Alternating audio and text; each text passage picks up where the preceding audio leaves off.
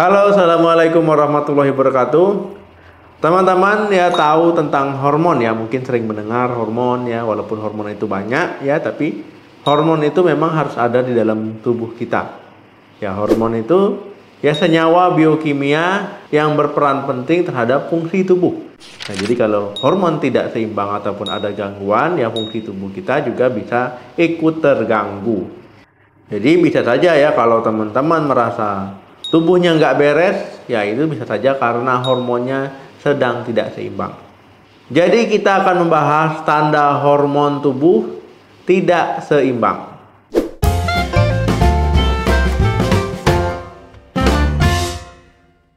Mungkin masih banyak yang menganggap remeh masalah hormon ya, tapi ya hormon ini kalau seandainya terganggu ataupun tidak seimbang itu bisa berpengaruh terhadap kesehatan.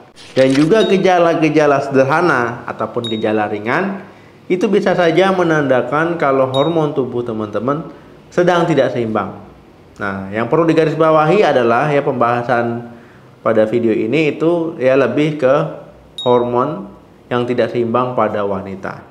Jadi ada beberapa kondisi sederhana yang bisa menandakan kalau hormon sedang tidak seimbang. Yang pertama, gangguan tidur. Teman-teman pernah mendengar hormon progesteron?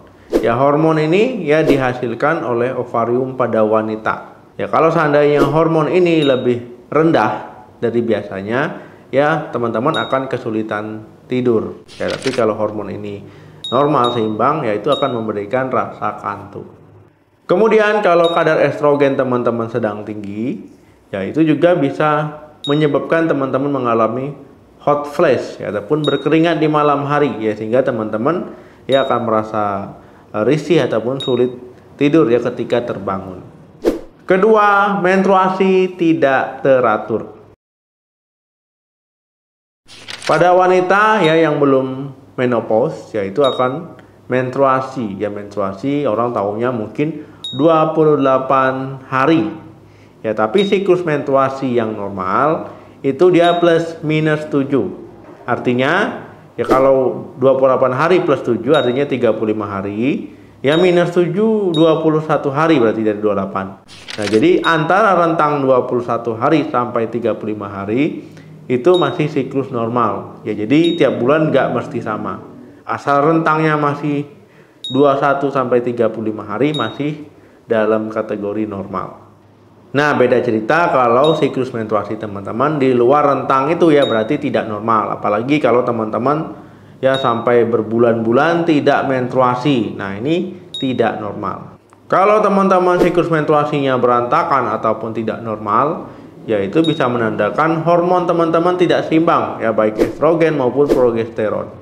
Ataupun misalkan ya teman-teman mengalami kondisi yang dinamakan PCOS, Polycystic Ovarium Syndrome ya, dimana nanti siklus menstruasi juga bisa tidak normal ataupun terganggu. Ketiga, gangguan mood. Teman-teman mungkin sudah tahu ya kalau seandainya mengalami gangguan mood ya, apalagi pada wanita ya itu bisa menandakan hormon sedang tidak seimbang ya, kadang tiba-tiba gembira, kadang gampang sedih ya, tiba-tiba nanti gampang marah ya, jadi moodnya itu sedang tidak bagus ya, orang bilangnya moodnya jadi nggak bagus, itu belum bagus ataupun sedang ya nggak stabil ya, itu bisa menandakan kalau seandainya teman-teman hormonnya tidak seimbang ya, apalagi ya mendekati ya masa-masa menstruasi ataupun sedang menstruasi ya, moodnya biasanya itu nggak bagus. Keempat, jerawat kronis. Karena kelebihan hormon tertentu ya menyebabkan kelenjar minyak kulit teman-teman itu memproduksi minyak yang berlebihan ya, sehingga menyebabkan kelenjar keringat bekerja lebih keras ya, biasanya dipengaruhi oleh hormon androgen. Kemudian pori-pori ya, folikel-folikel juga dipengaruhi oleh hormon ini ya, bisa saja nanti pori-pori teman-teman tersumbat, akhirnya ya meradang dan timbul jerawat. Kelima, mudah lelah. Teman-teman, kondisi tubuh yang mudah lelah, gampang lelah, apalagi gampang mengantuk, Ya, ini bisa saja menandakan kalau hormon tubuh teman-teman tidak seimbang. Ya, misalkan teman-teman kelebihan hormon progesteron ya. Nah, teman-teman akan lebih mudah mengantuk. Kemudian kalau mengalami gangguan kelenjar tiroid ya, teman-teman merasa kurang berenergi. Ya, jadi hormon tubuh tidak seimbang. Keenam, vagina kering. Teman-teman, ya normalnya vagina itu basah dan lembab, apalagi kalau seandainya di masa subur. Nah, kalau teman-teman vaginanya kering, ya bisa saja teman-teman yaitu mengalami ketidakseimbangan hormon, ya hormon estrogen itu rendah. Karena hormon estrogen ini ya membantu menjaga vagina tetap lembab, ya terlumasi, ya kemudian merasa nyaman. Nah, sehingga kalau kadar estrogen rendah, yaitu akan berkurangnya cairan ataupun lendir vagina. 7. Perubahan nafsu makan. Saat suasana hati teman-teman sedang tidak bagus ya, kemudian hormon estrogen tidak seimbang, yaitu akan menyebabkan teman-teman makan lebih banyak ya, karena hormon estrogen yaitu berpengaruh terhadap suasana hati dan juga nafsu makan. Nah, otomatis ya hormon ini juga akan berpengaruh terhadap berat badan teman-teman ya, karena teman-teman lebih banyak makan ya, kemudian juga berat badan akan naik ataupun bertambah. Jadi hati-hati obesitas. Kemudian kalau teman-teman mengalami hal ini ya, tiba-tiba perubahan suasana hati, nafsu makan jadi banyak ya, bisa menandakan kalau hormon tidak seimbang. 8. Sakit kepala. Ya, sebenarnya pemicu sakit kepala ataupun penyebab sakit kepala itu ada banyak ya, tapi sakit kepala juga bisa disebabkan oleh ketidakseimbangan hormon, apalagi saat menstruasi pada wanita ya, hormon estrogen turun ya. Nah, kemudian ini akan menyebabkan lebih mudah sakit kepala.